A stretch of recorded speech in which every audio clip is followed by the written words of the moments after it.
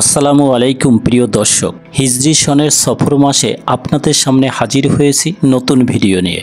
এই মাসের শেষ বুধবার আখিরি চাহার সোমবার হিসেবে আমাদের দেশের মানুষ খুব গুরুত্ব সহকারে দিনটি উদযাপন করেন, কিন্তু আমরা অনেকেই জানি না এই দিনের তাৎপর্য কী।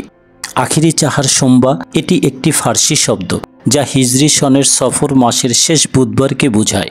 এই দিনটিকে মুসলিম উম্মাহ খুশির দিন হিসেবে জানে, তাই এই দিন শুকরিয়া দিবস হিসেবে পালন করা হয়ে থাকে। কারণ এই দিনে হজরত মুহাম্মদ সাল্লাল্লাহু আলাইহি ওয়াসাল্লাম রোগমুক্ত হয়েছিলেন বলে অনেকে বিশ্বাস করেন। এই দিনে বিশেষ কিছু আমল করার প্রথাও প্রচলিত আছে। সিরাতে রাসূলুল্লাহ সাল্লাল্লাহু আলাইহি ওয়াসাল্লাম গ্রন্থে ঐতিহাসিক লেখক ইবনে ইসহাক উল্লেখ করেছেন যে সফর মাসের শেষ দিকে কিংবা রবিউল আউয়াল মাসের শুরুর দিকে হজরত মুহাম্মদ সাল্লাল্লাহু আলাইহি ওয়াসাল্লাম আল্লাহর সান্নিধ্যে যাওয়ার অন্তিম যাত্রার অসুখ হয়। ওই সময় এক মধ্যরাতে তিনি গিয়েছিলেন জান্নাতুল বাকি কবরস্থানে।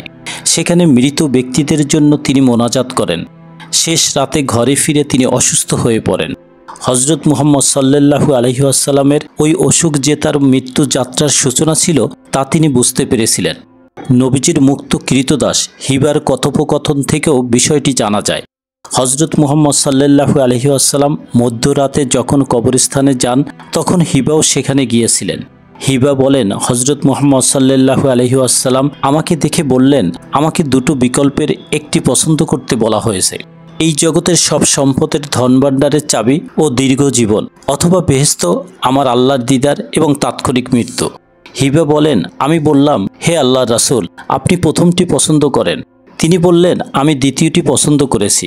অর্থাৎ হজরত মুহাম্মদ সাল্লাল্লাহু আলাইহি ওয়াসাল্লাম দুনিয়াকে বিদায় জানিয়ে মৃত্যুকে আলিঙ্গনের মাধ্যমে আল্লাহর দিদার লাভকে বেছে নিয়েছেন। আর এরই পরিপ্রেক্ষিতে তিনি অসুস্থ হয়ে পড়েন। ফলে ওই অসুখে তার মৃত্যু হবে তা তার অজানা ছিল না। আখিরি চাহার সোমবার আগে বিশ্বনবী হজরত মুহাম্মদ সাল্লাল্লাহু আলাইহি ওয়াসাল্লাম যে অসুস্থতা ভোগ করেছিলেন তা নিয়ে দুইটি বিবরণ পাওয়া যায়। এক ইবনে ইসহাকের বর্ণনা মতে হজরত মুহাম্মদ সাল্লাল্লাহু আলাইহি ওয়াসাল্লাম কবরস্থান থেকে ফিরে প্রচণ্ড শিরপীড়ায় আক্রান্ত হন। দুই ইবনে হিসামের বর্ণনা মতে হজরত মুহাম্মদ সাল্লাল্লাহু আলাইহি ওয়াসাল্লাম তার অন্তিম যাত্রায় প্রচণ্ড মাথা ব্যথায় আক্রান্ত হন। মূলত প্রচণ্ড শিরপীড়ায় আক্রান্ত হওয়ার কারণে হজরত মুহাম্মদ সাল্লাল্লাহু আলাইহি ওয়াসাল্লাম অসহ্য মাথা ব্যথা অনুভব করেন। ওই মাথা ব্যথা এতটা মারাত্মক ছিল যে তিনি তার অন্তিম যাত্রার অধিকাংশ সময় অজ্ঞান ছিলেন। কখনো একটু সুস্থ হলেও আবার জ্ঞান হারিয়ে ফেলতেন। এ অসুস্থতায় আবিসিনিয়া থেকে ঔষধ এনে খাওয়ানো হলেও তার অবস্থার কোনো পরিবর্তন হয়নি। তিনি কিছুক্ষণ ভালো থাকলেও পরবর্তী মুহূর্তেই তিনি জ্ঞান হারাতেন। এ অবস্থায় হজরত মুহাম্মদ সাল্লাল্লাহু আলাইহি ওয়াসাল্লামের পরিবারের সদস্য ও সাহাবীরা তার বেঁচে থাকার আশা ছেড়ে দেন। ওই নিরাশার মধ্যেই একদিন তিনি আশার আলো জ্বালালেন। এক সকালে তিনি জ্ঞান ফিরে পেলেন, অনেকটা সুস্থ স্বাভাবিক আচরণ শুরু করলেন। 7 কুয়ার পানি দিয়ে তিনি গোসল করেন। হজরত ফাতেমা রাদিয়াল্লাহু তাআলা আনহা এবং 2 নাতি হাসান ও হোসেন রাদিয়াল্লাহু তাআলা আনহুকে সঙ্গে নিয়ে তিনি দুপুরের খাবার খান। প্রিয় নবীর সুস্থ হওয়ার ঘটনায় তার পরিবারের সদস্য ও সাহাবীরা আনন্দে আত্মহারা হন। খুশিতে তারা আল্লাহর শুকরিয়া আদায় করে নফল নামাজ আদায় করেন। আল্লাহর নামে গরিব দুঃখীর মাঝে সামর্থ্য অনুযায়ী দান খয়রাত করেন। হজরত আয়েশা রাদিয়াল্লাহু তাআলা আনহার এক বর্ণনা থেকেও জানা যায় যে অসুস্থ হবার পর হজরত মুহাম্মদ সাল্লাল্লাহু আলাইহি ওয়াসাল্লাম হঠাৎ একদিন সুস্থ হয়ে ওঠেন। যদিও দুপুর গড়িয়ে সন্ধ্যা নামতে নামতে তিনি আবারও অসুস্থ হয়ে পড়েন। সফর মাসের শেষ বুধবার হজরত মুহাম্মদ সাল্লাল্লাহু আলাইহি ওয়াসাল্লাম দীর্ঘ অসুস্থতার পর সাময়িক সুস্থ হয়ে ওঠার দিনকে স্মরণ করে মুসলিম উম্মার মধ্যে যে ইবাদত ও উৎসব প্রচলিত সেটি আখিরি চাহার সোমবার। বাংলাদেশ সহ বিশ্বের অনেক দেশের মুসলিমরা রাষ্ট্রীয় ও ব্যক্তি উদ্যোগে এ উৎসব ইবাদত যথাযথ ধর্মীয় ভাব গাম্ভীর্যের মাধ্যমে পালন করে থাকেন। প্রিয় নবী হজরত মুহাম্মদ সাল্লাল্লাহু আলাইহি ওয়াসাল্লামের এই ঘটনাকে অঞ্চলভেদে কিছু মুসলিম প্রতি বছর স্মরণ করেন।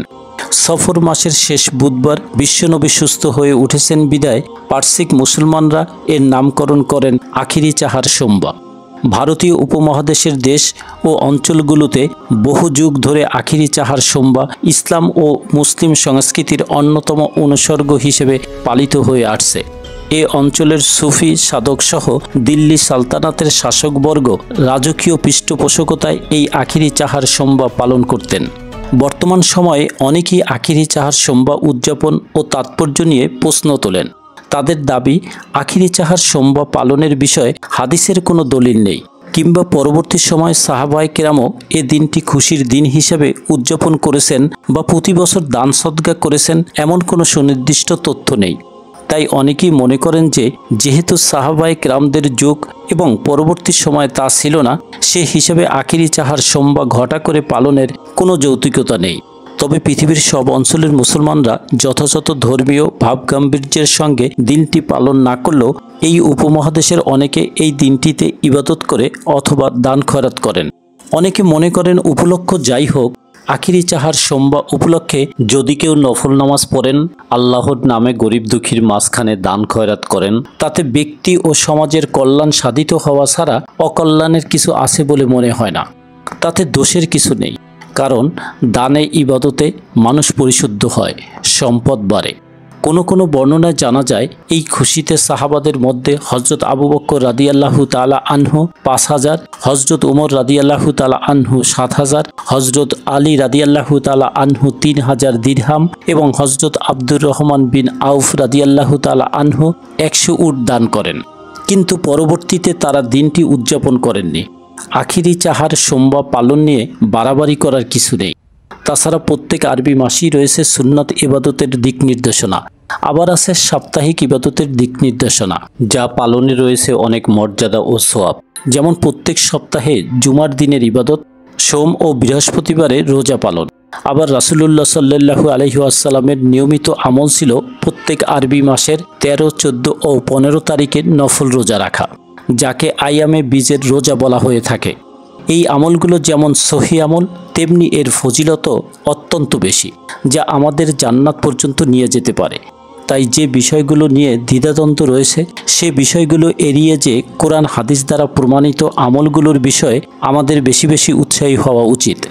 সুতরাং সফর মাসের বিশেষ কোনো ঘটনা বা উপলক্ষকে কেন্দ্র করে পক্ষ বিপক্ষ মতভেদ না করাই উত্তম। হাদিসের অনুসরণ ও অনুকরণে নেক আমল ও ইবাদত বন্দেগীতে নিজেদের নিয়োজিত করলেই মিলবে অনেক সওয়াব। আল্লাহ তাআলা আমাদেরকে নেক আমলের প্রতি মনোযোগী হওয়ার পাশাপাশি বিদআত কাজ থেকে ফিরে থাকার তৌফিক দান করুন। আমিন।